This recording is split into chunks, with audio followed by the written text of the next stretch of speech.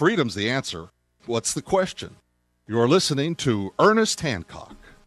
Stop me now. I'm having such a good time. I'm having a ball. Don't stop me now. If you want to have a good time, just give me a call. Yeah, welcome back to Declare Your Independence with me, Ernest Hancock, and Janine Zuckers. She's been a friend for a long time. You know, part of the evolution, just trying to survive this thing. Now, I went ahead and looked up natural flavoring, and the reason you can't define it is because it's not defined. You know what I mean?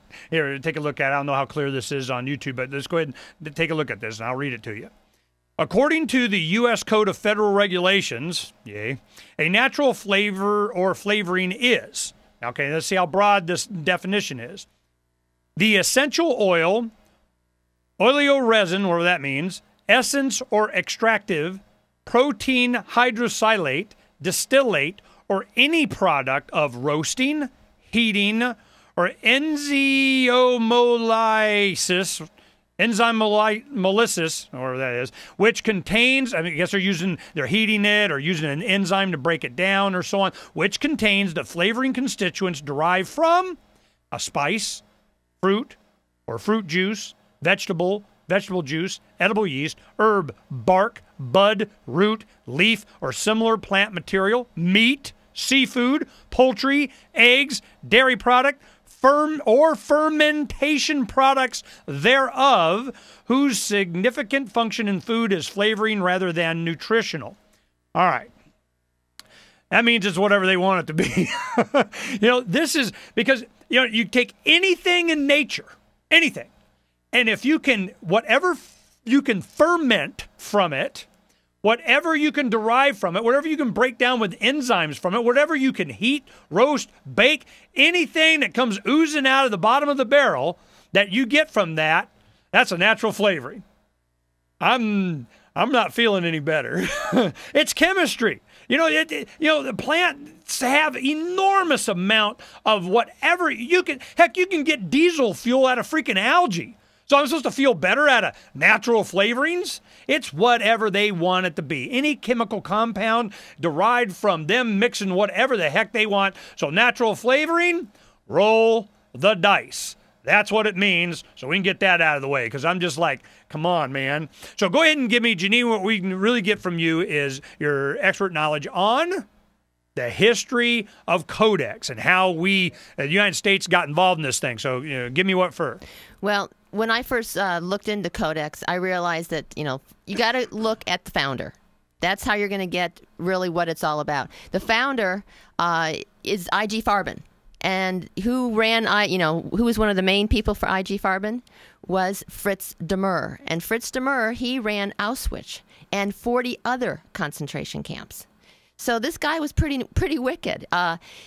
When you look at, they had all the steel, I.G. Farben, all the fuel from the Rockefellers, Standard Oil, all the munitions, all the chemicals, Alico aluminum, DuPont, and then they had lots and lots of pharmaceuticals.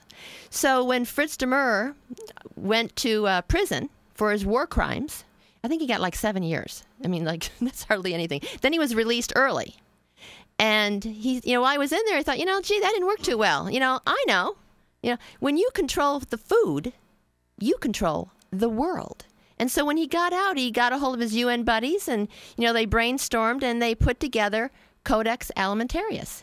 And, now, what year was this? 1962. Okay. That was when it became, written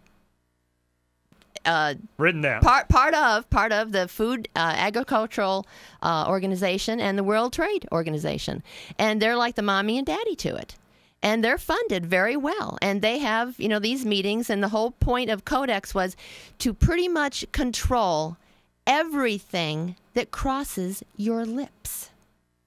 And how it's going to be harmonized throughout the whole world. So they've come up with these rules on, fruits and vegetables, fats and oils, fish and wildlife, nutritional supplements for children and old people, and they're going to rule it. So they've put in force, every food is going to be radiated.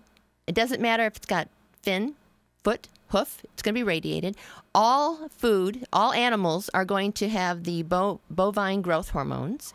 They're all going to be treated with antibiotics. We're not going to have a choice unless we grow our own. And here comes S510. And here comes S510. Okay. They're going to also regulate the pesticides that we use on their crops.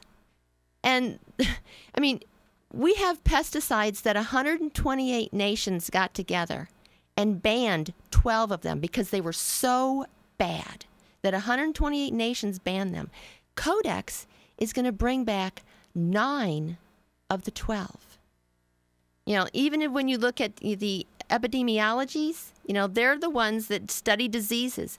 They say that when Codex is fully implemented, it's going to wipe out 3 billion people. The first billion by simple starvation. The next 2 billion by preventable diseases. We're not going to be able to send nutritious biscuits to a country. These people are doomed. And unless you have your underground source, then you're up a creek. So let's go ahead and talk about that. We have people that are knowledgeable. You know, they want to have an opportunity to grow their own stuff. And this is what got me concerned about this. You know, all of this, of course, the bad guys being bad, blah, blah, blah, blah, blah. Well, okay, fine. Well, you know, I take some responsibility for my own health. And I go, all right, we'll start learning how to grow stuff in the backyard. We'll get the seeds. We'll try and find some land. We put chickens in the backyard. I like this chicken thing, man. That's good. So we're going, all right, well, we'll see what we can do there. I can buy some grain for them, and they produce protein. You know, I get, you know, 6 chickens. I average, you know, over the whole year. I mean, when they go through their molting process and it's too hot, too cold, whatever, I still average probably about 3.5, 4 eggs a day. Okay. So I'm going, for me and my wife, heck, I can live on that, you know, so you don't need that much protein anyway. You're really needing, you know, a lot of vegetables, which I juice a lot. So, you know, we're pulling all that out of the garden when we're growing. So I'm going, okay, I think that we will, with technology and hydroponics and, you know, greenhouses and some resources, certainly in this country, we're able, and to learn from people. That's why you go in all these poor countries, they got a lot of chickens running around, little pot-bellied pigs and goats and all kinds of stuff. So, you know, food is really, if you have access to water, a water source, you know, you can pretty much make do. The problem is that now I think the big bad guys are realizing that, and they want control over that. Well, tell me about 510.